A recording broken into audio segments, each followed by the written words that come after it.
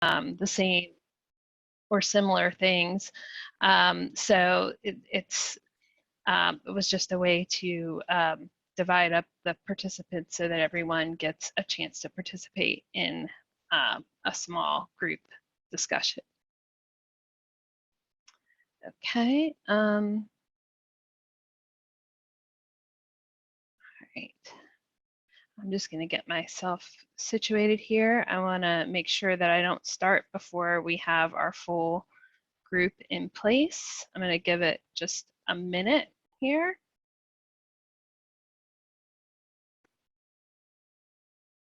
All right.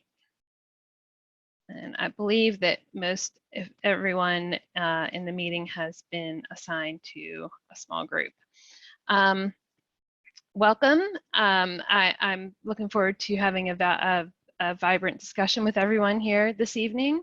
Once again, my name is Stephanie Martins. I'm going to be facilitating this group. And with me is Kalisa Achaibar, who is going to be our note taker for this part of the evening.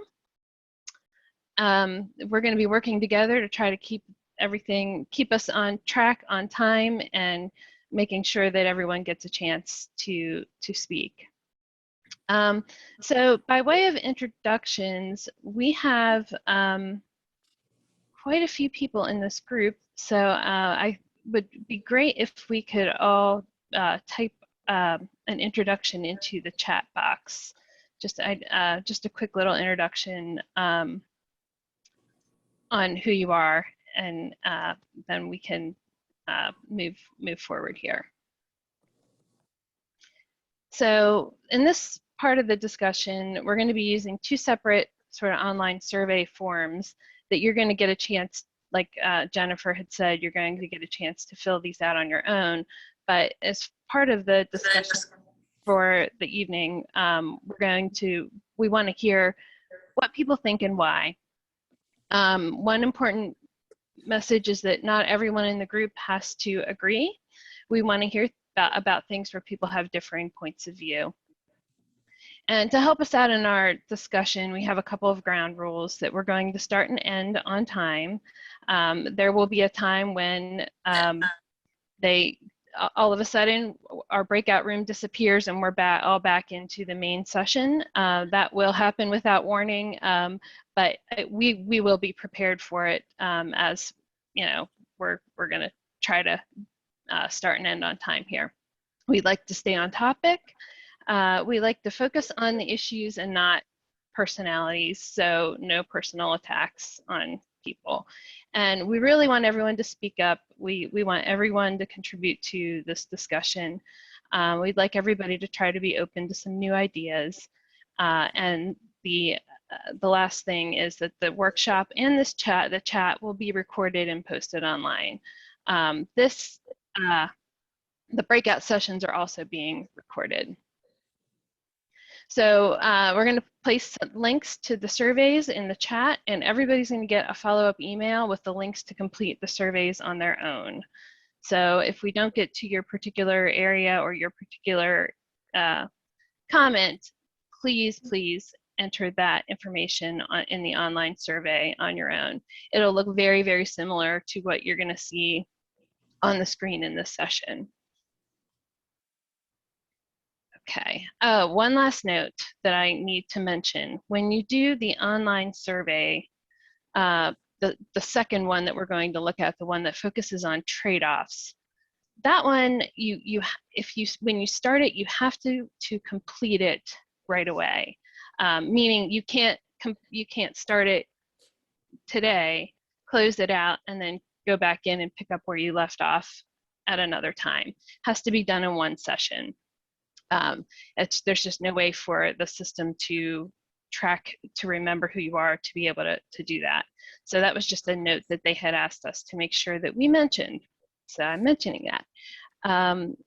With that, does anyone have any questions before we get started? I'm going to attempt to share my screen. And you can unmute yourself in this chat in this room, and you can feel free to talk as we move forward. Okay.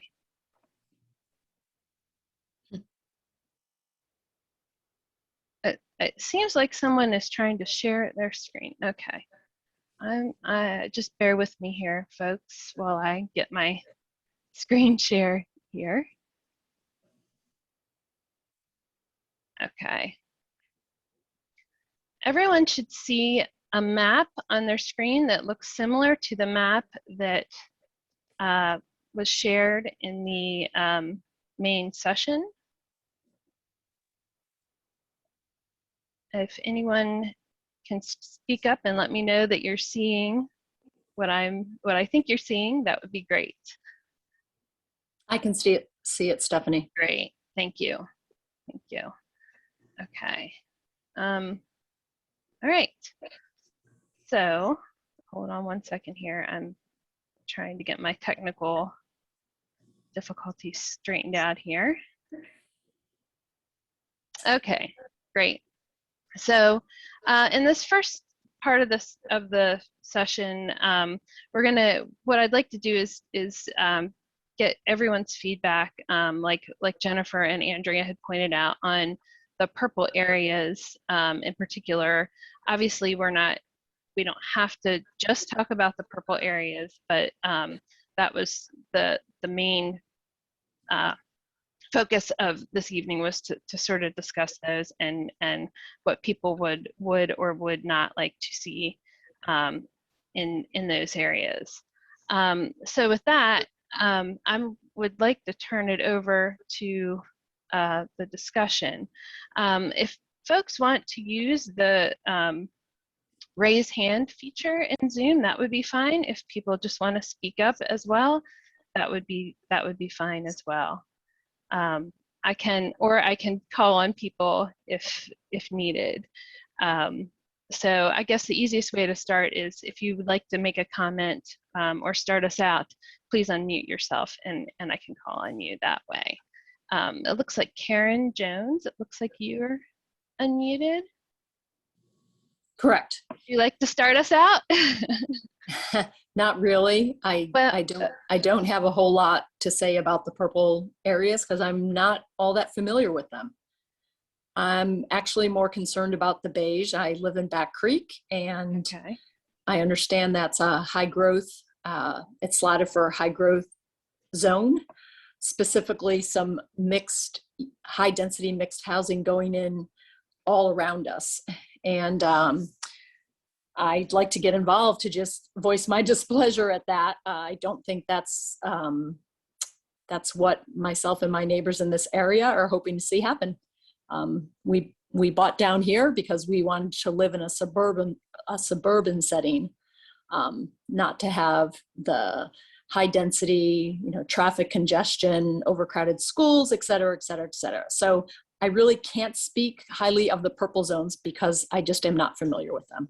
So one thing that I probably should have sort of gone over before we started here is this map and the way we can use it. And this is more for you, for the group, when you're later on, when you go to do this yourself. I will not be placing pins as we talk, but you certainly afterwards, please go in and do this. So there's 3 categories of pins that can be placed on this map. One is saying that you'd like to see no or minimal change in an area. Correct. One is just that you'd like to see incremental change, meaning you'd like to see some change, but you wouldn't want to see the community transform into something different than what it is today. And then the third category is transform. So in this case, you would place your pin wherever you want it to be placed. I'm not going to save this. This is okay. Just an example. I'm not sure why it's not working, but it's not. Kalisa, are you able to place a pin on the map? Yeah, I was able to. You were, okay. Okay, for some reason I'm having issues, but you click on the area and then it'll give you an option to either, it'll be either minimal change, incremental change, or transform. And then you'll be able to choose one of these typologies where you'd like to see more mixed residential, more town village center, or more economic hub in that area. Again, these are more focused on the purple areas. In this case, you would click on the minimal to no change, and you wouldn't put that you want to see it change into one of those typologies. And then you can write, there's a line for comments where you can write in whatever you'd like to say about that particular area. So I would encourage everybody after the meeting to go ahead and do that. Is someone drawing on my screen? Interesting. May I ask how you do that on an iPad or tablet? It's the same way. So when you open up the site, okay, so you're going to get a link in an email from the county that is going to give you the web address for this online interactive map. And when it comes up, it's going to look like this. And there's a couple of buttons here on the screen. And the first one here on the left, it's called Where and How We Grow. You click on it, and then you click on the pin, the whatever pin you want to choose. Then you click on the map, and then it'll pop up and give you the options for either the degree to which you want to see the change.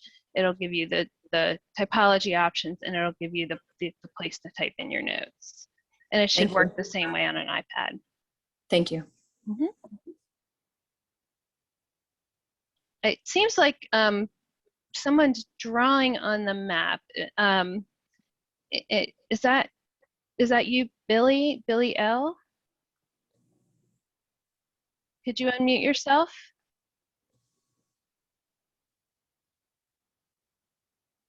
No. Okay. I didn't realize that people could come in there and draw on the screen. Anyway, oh, I think we lost Billy. Okay.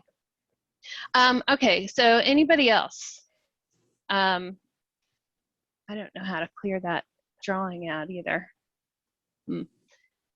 Does anyone else have any thoughts on some of these areas, either the purple areas or any other areas within the county relative to potential changes and or no change? Hi, Stephanie. This is Andy Olendersky. Like Karen, I'm a resident of Back Creek as well, and have the same opinion as her as far as the future land use in our area. So I did want to voice that concern as well. And by the way, I will attempt to scroll to the location that you're talking about. If I mess it up and don't go to the right place, please tell me. Appreciate that. And I see Todd Hecker, your hand's up. Could you unmute yourself? There you go. Todd, are you there? Yes, I'm sorry. Can you hear me now? Yep. Yep. Hi, this is Shelly Hecker, and I apologize. I'm in a car on an iPhone, and I can't see your screen anymore. Okay. But I wanted to voice my opinion as a resident of Back Creek. My husband and I both feel very strongly that we would not like to see the development, plans that are currently underway taking place in the future with the high density housing nearby to our area as well. Okay. Thank you. Thank you. Okay, and anybody else? We have we've heard from quite a few folks here in the Back Creek area, which is wonderful. Is there anybody who wants to talk about any other areas in the county? It looks like Debbie. It looks like you're unmuted. Debbie Yes. Google? So I am not in Back Creek, but I'm in Wheatland, which is right across from Back Creek. I think that many of us joined this meeting because we kind of had this great big development that's going in, this Carter Farms kind of sprung on us, and we weren't aware. I mean, we knew that the farm had been sold many years ago, and that there would be something going there. We expected it would be single family homes similar to what we have in Wheatland and Back Creek. Then we find out that, oh no, it's this high density, that all these townhomes, apartments, and it just doesn't fit. I've been here for almost 28 years. And you know what? I moved from one of those like purplish areas that you guys want to talk about, or actually way up in Claymont. But I moved here to get away from that. And, you know, everything that's been going on, I mean, there's just already been way too much development in Middletown. I mean, it's totally lost its small town feel, but, you know, this is even worse. So that's my opinion. Okay, thank you. And I guess maybe to add to some of what's been talked about so far, I'm curious, why there's such a push for additional, residential development, mixed development, when, the population trends that have been shared are not showing, looking like it's pretty flat over, the next 20 years or so. Yeah, so I can talk a tiny bit about that. There's those are the Delaware Population Consortium projections, which are the ones that are done for the region and that are adopted by the state, and that we need to plan for in a way. But that's not to say that they aren't, that there isn't an alternative where there is more residential and non-residential growth within the county as a whole. And keep in mind too that those projections are looking at countywide. They are not necessarily saying that the entire county should be built and developed in a higher density, high intensity way. And I mean, I hope that sort of gets at the answer to that question. And when you start to have a flat economy and losing jobs and losing populations, then the community can become less vibrant in the county, yeah, as we move into the future. And so I don't know that there's a strong I don't think there's a strong desire from the county in any way on population growth. It's something we can't control really, but it's a consideration when looking at future planning. Let's put it that way. Okay, I have S. Hahn. Hi, this is Simeon Hahn. Yeah, one of the purple areas I'd like to talk about is up south of Claymont, that area along the river. This one, Philadelphia Yeah. Pike, Governor Prince Boulevard. Yeah. Yes. Yeah, I mean, this is an area that several people have said they moved away from. Didn't like the area or whatever, too crowded. I live in this area and I like the area, and feel that this is an area that has received more than its fair share of burden of industrial and past legacy environmental impacts. And with the port expansion at Edgemoor, there's more planning going on. There's a lot of issues there with transportation with this port and jobs and such. So I think in those three options, I didn't see an option that I really like, because I would not want to have that looked at as, I forgot what it's called on the left there of the three options, like an economic hub. Yeah, that's more like a sort of a jobs focused. Yeah. Yeah, because there's a lot of people that live there. The river is a beautiful natural resource amenity. Fox Point State Park is there. Mm-hmm. So I think it can be an economic hub. It can also be an area of good environmental quality.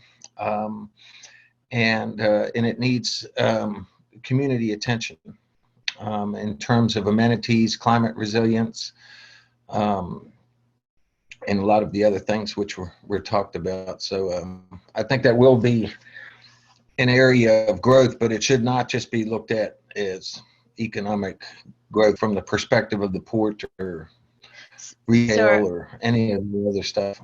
Are you suggesting maybe it's more of an incremental approach there, so it's not maybe a complete change from what's it's I don't know what the right word is, but it's considering what's there and building on that rather than, you know, Well, we transforming know it into there's going to something be a different. major change in terms Yeah. of the port expansion in Delaware.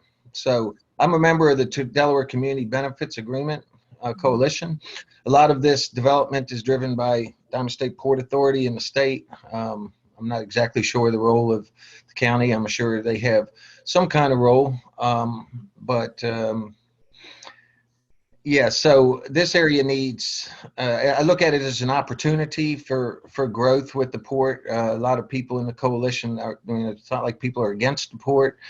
You know, we recognize the value, but we look at it as an opportunity to retrofit, to address past environmental impacts, and, you know, make sure that this development does not impact the existing residential communities there anymore, and actually that it increases the quality of life, doesn't decrease it. Okay. So there's a lot of opportunities for collaboration with the community and the Delaware Community Benefits Agreement Coalition as part of this major growth effort being the port expansion.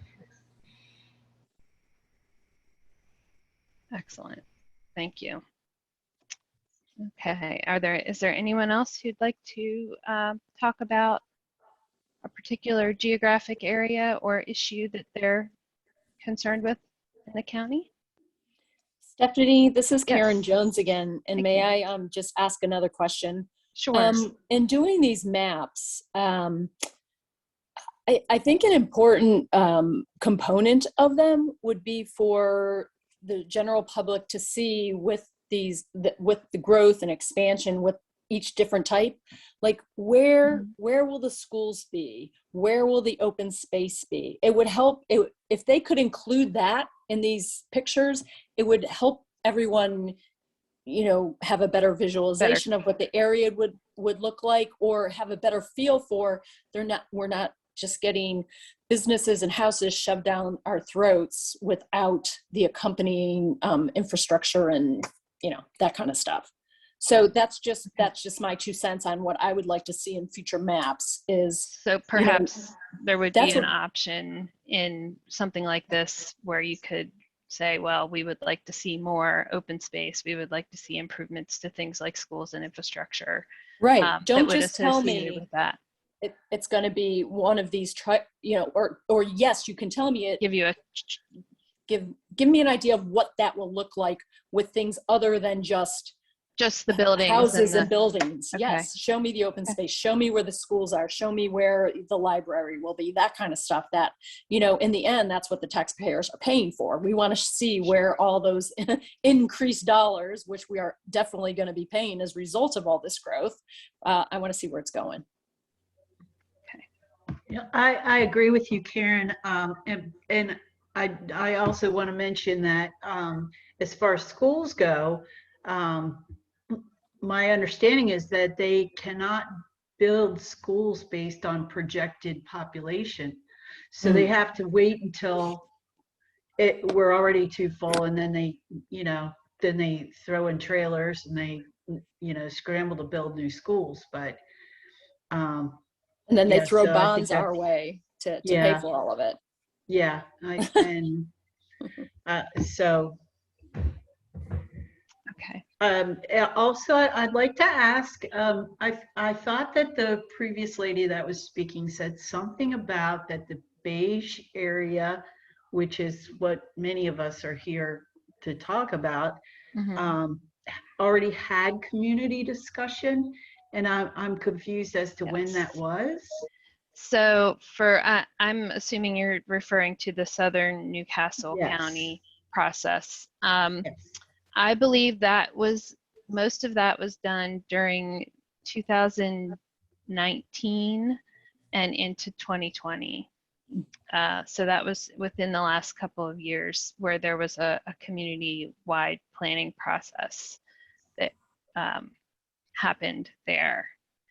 And we can share links to those documents if that's helpful as well. I'm not sure Yeah, we I can think do it that was number 7. Well, okay. It looks like it's Todd Hecker, but I think it's Shelley, right? Hi, Stephanie. It's Oh, Todd. it is Todd. Sorry. Okay, that's okay. Yeah, thank you.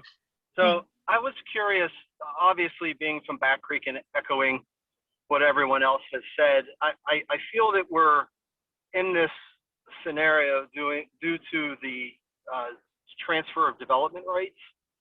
And I'm more curious as to how that process came to be within Newcastle County, where you have a field like you do bordering both sides of Back Creek with the Country Club Estates and Carter Farms, where they're being proposed to take on the number of units that were proposed for other fields that ultimately got chosen to not be developed, where then those units are being transferred into 2 fields that border our development, which therefore double, if not more than double, the volume of the capacity of where that field is currently zoned for. And I'm wondering if there's any insight into why and how that process came to be, and why Newcastle County feels that that is a right way to kind of balance farmland versus developer needs. That's not really a question that I can directly answer, but it's definitely something that you can put into the comments and give feedback on.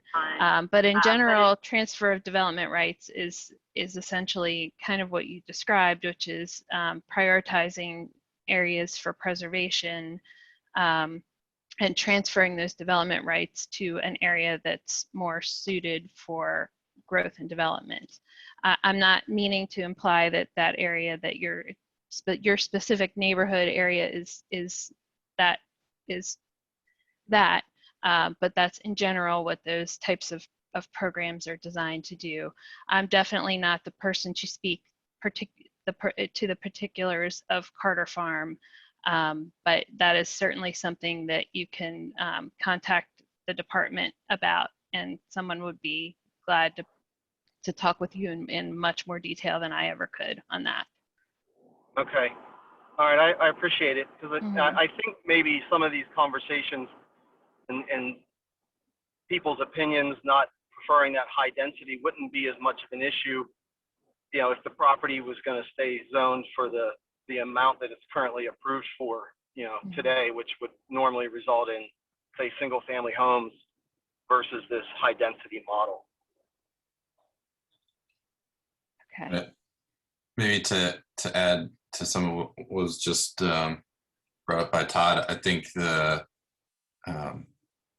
transparency with which this process happened, as far as the residents in the neighborhood understand it, feel as though it wasn't done in a very transparent way, and a lot of us weren't aware of any of these things going on. And would just like to go on the record and voice my support for ordinance 2150 that Councilman Carter is proposing to add more transparency to that process in the future, and make sure that residents are able to have much higher visibility to things like that in terms of the process of transferring development rights, so we can input into that process. Okay. And does anyone else have anything in any other input related to the purple areas? If not, we're going to have to move on to the next phase of this discussion.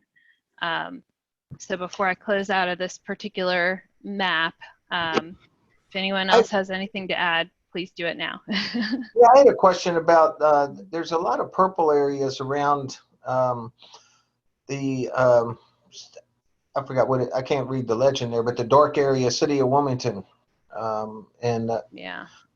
right. So how does this plan? How does the county coordinate in planning with the city with some of these areas? And as part of land use planning, and the different objectives, quality of life, war, all these type of things.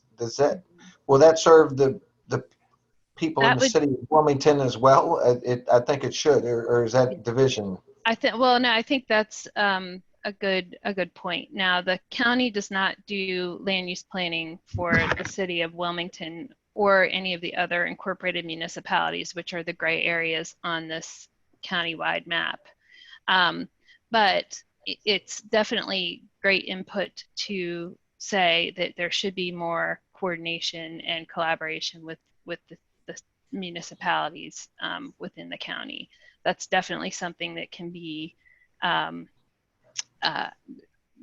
recommended in the context of your feedback to us as part of this planning process. So yeah, I appreciate that comment. Yeah. So yeah, I'd like to make that comment because I think, some of those areas, there shouldn't be a wall per se between the city and the county, and obviously there's a lot of employment and other kind of recreate, all kinds of use back and forth across that line. So yeah, Sure. Thank you. Mm-hmm. Okay, so with that, we're going to switch over to the next section of the evening. Let me get to the right spot here. Nope, we need to go to strategy 4. We are breakout room 4, so our task is to start with proposed strategy number 4. So in this section, what we're going to do is talk about a couple of, well, we're going to try to get through all of them, but we may not, which is fine. We'll get through as many of them as we can. But the idea here is for us to discuss these strategies and Andrea and Dan had presented some of these strategy options in their talk earlier. And the idea is to look at them, at the strategies, and then look at potential associated trade-offs for each of these strategies, and have a discussion about which trade-off would be preferred by folks in the county. Again, this is an online survey form that we encourage everyone to fill out on their own after the meeting. Everyone who participates tonight is going to get an email that will have the links to the map survey that we just talked about, and then this more form-based survey. Does anyone have any questions before we get started in general about that? Okay, so for us, like I said, we're going to start with proposed strategy 4, which relates to flexibility of parking requirements. One of the pieces of information in the presentation was talking about the fact that parking makes up the largest percentage of impervious surface within the county. I think it's a little over 50%. So one of the proposed strategies that would address that could be flexibility of parking requirements. There could be a cap on parking. There could be unbundling parking, which is where parking spaces are rented or sold separately rather than automatically included with rent or purchase price of residential or commercial units. And then some of the trade-offs that relate to a change in parking requirements as a strategy have to do with either trade-off 1 is either a more flexible use of land, opportunity for small business development, change of use, and infill development versus more certainty about the availability of parking. So what we want to do is have a discussion about each of these trade-offs. We may not discuss every trade-off under the individual strategies, but we'd like to sort of address as many of them as we can. So the first one, like I said, is more flexible use of land versus more certainty about the availability of parking. Another trade-off would be more walkability versus easier parking. Another one would be reduced stormwater runoff and lower temperatures versus easier parking. And the last one is reduced vehicle travel and air pollution versus easier parking.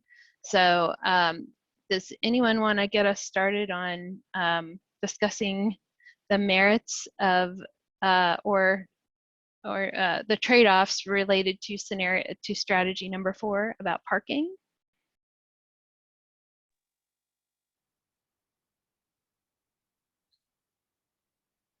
Nobody? Should I start calling? I guess, I don't know, just looking at the way those questions are structured, it feels like it's very leading towards, trying to direct a particular outcome from the survey. Well, I think the idea is to say, well, if we did this, some of the potential impacts could be these things. And if there's a cap on parking rather than a parking minimum, maybe there wouldn't be as much certainty about parking availability everywhere. And obviously this is a potential strategy that wouldn't be probably implemented countywide. It would be probably directed more toward the purple areas that were on the map, if that helps sort of clarify what this is trying to do. So does anyone else have any thoughts on that? Anybody? Okay, Karen Jones again. Karen. I just think it's kind of silly to start limiting parking when the general population, everybody drives their own cars everywhere. There's not good mass transportation there. I don't know. It just doesn't seem like an either or option right now. What do you mean by that? That you don't agree with either choice? Is that, or either of the trade-offs? Is that kind of what you're?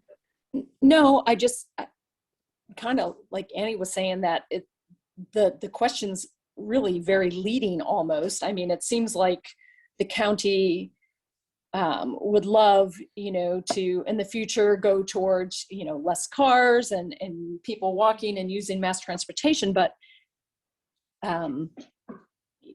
that's going to take societal change, I guess, and generational change and many things just in the general thinking of most people. So I don't know. I have a hard time with this one.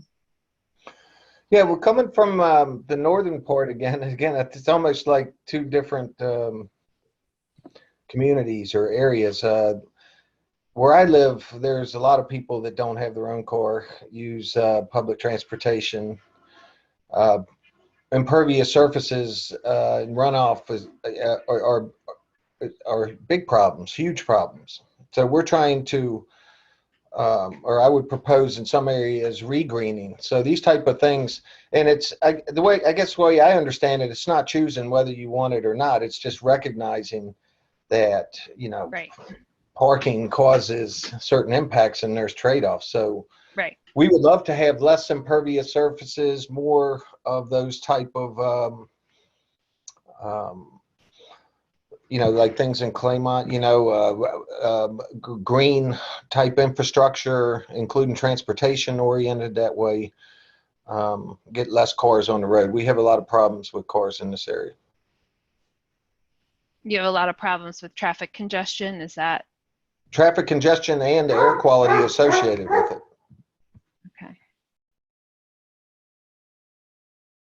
Okay. Yeah, I guess maybe the challenge here is that within different areas of the county, there's different needs, based on the existing infrastructure and how things have been developed. So having like a one size all or a single answer even from an individual perspective, depending on where I am or what I'm doing in the county. I may answer these questions differently. Yeah, and I think we need to be cognizant of, not everybody in Delaware has the same race, economic status, all kinds of things. So I don't think we should characterize things like you just said.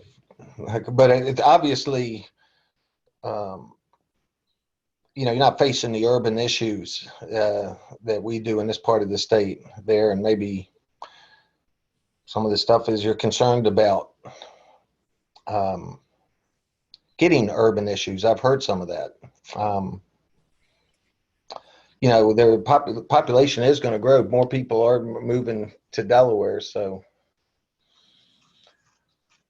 we have to be aware of that fact. And there are trade-offs. It's more people. There's more development. Development does cause impacts, or there are trade-offs. Yes. Okay. So with that, I think we can move, unless anyone else has anything to add right now, we'll move on to our next proposed strategy.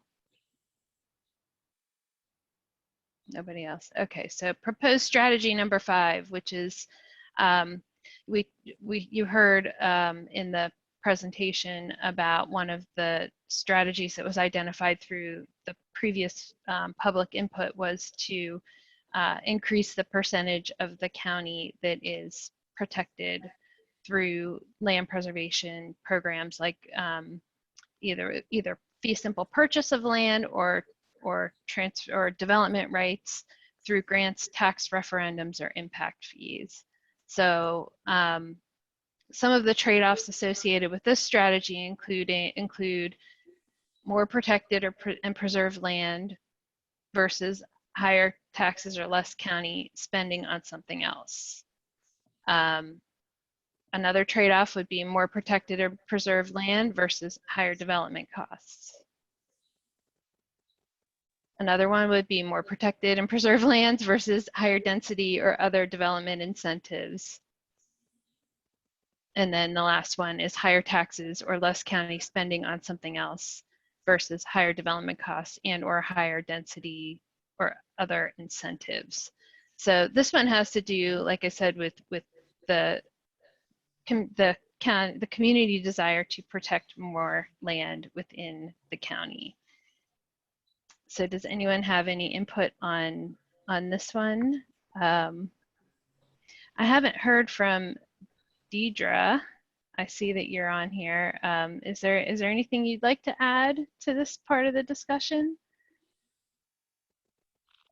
I just feel I don't have enough background information where these questions are to really give a thorough answer.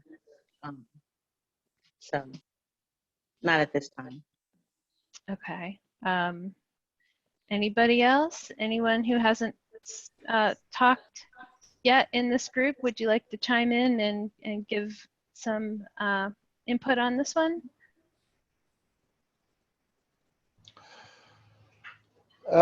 This is Simeon Hahn again. I've already given some input, but not hearing anybody. I think the concept of protecting and preserved land, again, and that may mean something different in like southern Newcastle County, some of those areas downstate, versus in the urban area. I think the term should be protected, restored land, or I don't know if there's that realization that some of these areas need to be restored, meaning like, for instance, areas along rivers that cause flooding. We've wiped out so much of the natural infrastructure and that protects communities from flooding and things like that, that this type of property needs to, it needs to be restored, reclaimed, if you will, versus preserved. So if that's included in that context, I think that should be clarified some. Okay. Yeah, I think that's one that can fit partially in this one and also partially in what we talked about before, which was the impervious surface kind of discussion. But yeah, I think it fits a little bit here as well. Hi, this is Ishala Clark. I'm so sorry. I just joined the group in the last maybe 15 minutes or so, and I heard you calling for for comments. But I just wanted to indicate that I am new to this planning process, and I am just observing and learning right now and trying to get my feel for what's happening in Newcastle County. I am specifically more so focused on the southern part, Townsend region. And, you know, I'm not quite sure if I'm in the right group or not, but all the groups are basically doing the same thing, so you're perfectly, you're in a great group. excellent, excellent. I am a big proponent for conservation and preservation, as well as the gentleman that just spoke. And I feel that I'm not quite sure if this is part of it, of the planning document, but it probably should be. What is our ratio of agricultural zoning areas to population? Like I see a lot of our farmlands are getting ripped up and developments are being put in, and I'm a little concerned about that, because if we're taking the food out of the ground, where is it going? Where is it coming from? Are we now just going to be an import all of our produce type of state, or are we looking to have some type of sustainability? I know the new developments in my area are more so targeting the aesthetics as opposed to sustainability and, you know, agricultural lifestyle. So I am just trying to get some clarification around what that part of it would entail. Okay. And for the purposes of this, we're talking about all land preservation, we're talking about agricultural preservation, we're talking about resource land preservation, we're talking about open space that is associated with new development. Most of, I think, what this one would refer to is probably the agricultural preservation as well as the resource conservation area preservation, and not as much on the open space associated with new developments. Well, it does have some to do with development, as there are quite a few acres of land in the county that are preserved in open space that are associated with development. So it's a combination of all of it, really. I hope I answered the question. It's a good start. I think what I am more trying to drill into is, are we taking into account the amount of residential neighborhoods that are coming in, the population growth, and trying to match a sustainable farming or agricultural lifestyle to that population growth? Because what's the point in growing a state to accommodate however many people, right? And there is no, or we'd have to now start importing our food from different sources as opposed to growing it locally. Okay. Yeah. Okay. Understood.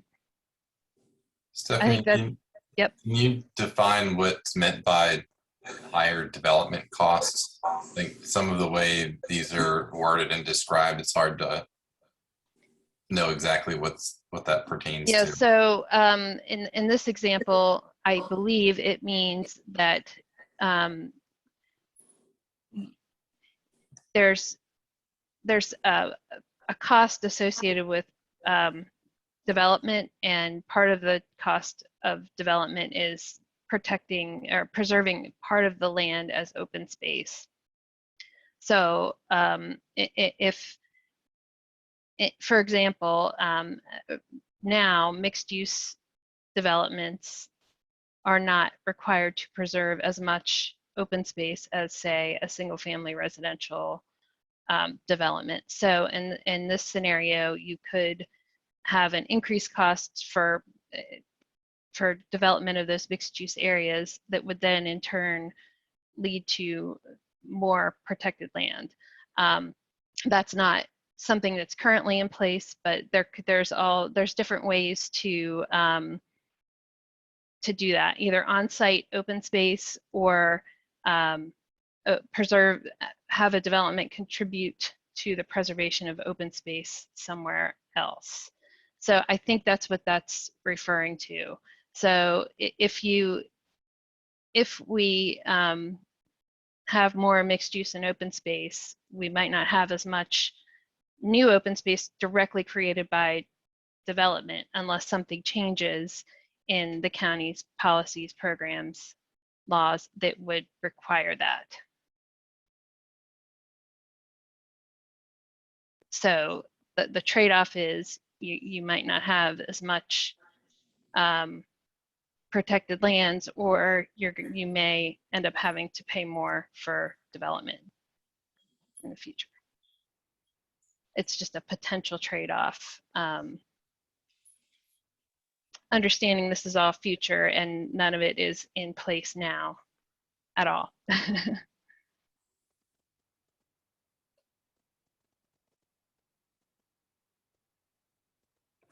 Well, I would just have to say that protected and preserved land is something that, should always come as part of a development. I think there should be protected and preserved land when there are new developments. Yes, it might cost a little bit more. And on that trade-off number 1, where it says higher taxes or less county spending, can I vote for the less county spending on something else? I think those should be separate. Yeah, I think you're right about that, actually. Yeah.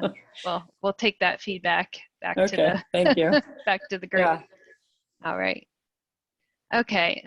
Anybody else have anything on that one? I'd like us to try to move on a little bit. I think we're going to probably run out of time before we get finished with the next one, but we can at least start the conversation if no one has anything else on the protected and preserved lands.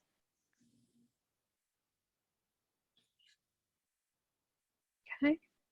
All right, so we'll move on to proposed strategy 6, which is adjusting traffic and road performance measures to include alternative modes of transportation other than single occupancy vehicles. So including transit, walking, bicycling modes. So some of the way you would do this is looking at overall corridor performance as opposed to individual traffic signal or car turning movement delays. So in other words, looking at the bigger transportation picture rather than focusing on like individual intersections to make it more inclusive for alternative modes rather than just automobiles. So again, we have these trade-offs. We have easier versus and safer walking versus easier driving. We have more spending on walking and biking versus more spending on automobile type infrastructure.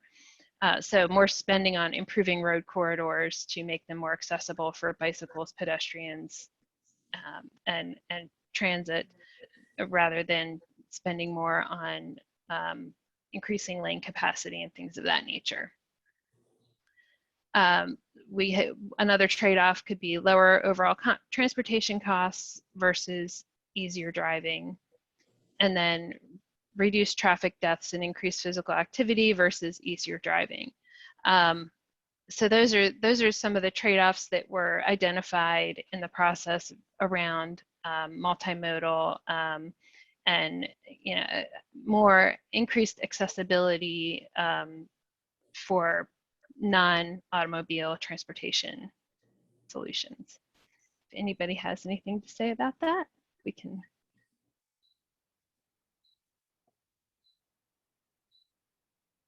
Anybody? We just got the 5-minute warning, so we're down to the last couple of minutes here. Anybody have anything on that one? Karen, do you have anything? You've been. I'm always willing to talk. Again, You this get is us started, kind of, and then everybody else well, chimes in. It's great. Yeah. this is another North Newcastle County versus South Newcastle County Mhm. question, where Mhm. people in the north are in where it's more congested and not everybody has a car. Obviously, they're going to want a lot more walking and biking trails. And actually, I would love those too down here. But I was going to say it's probably I more would than love just it. in the congested areas. Yeah. It's Yeah, I more would of love it it, can be a but recreational opportunity as well. it would be awesome. I mean, I think all roads should have a wider shoulder to allow for people to walk and bike. I don't know what to say other than that. Thank you. I would completely agree. Yeah, I think the concern I would have in answering is that, does that then become justification for not spending, money on infrastructure for driving, especially when we're considering, these, potential higher density developments where, road traffic will be increased because, there aren't grocery stores and, places for people to buy clothes in the immediate area. So the only solution is to drive to those kinds of locations. So And yeah, I feel like context is very important for a lot of these and can't necessarily be properly answered in a vacuum. okay. And some of what you might consider is the development pattern having an impact on it would be the development pattern having an impact on that. So in other words, maybe part of the development includes some retail that would allow people to walk or bike to the store rather than get in the car and drive. Those, again, some of these fit better in some areas of the county than others. But that's just sort of a little bit of an example of how that might go.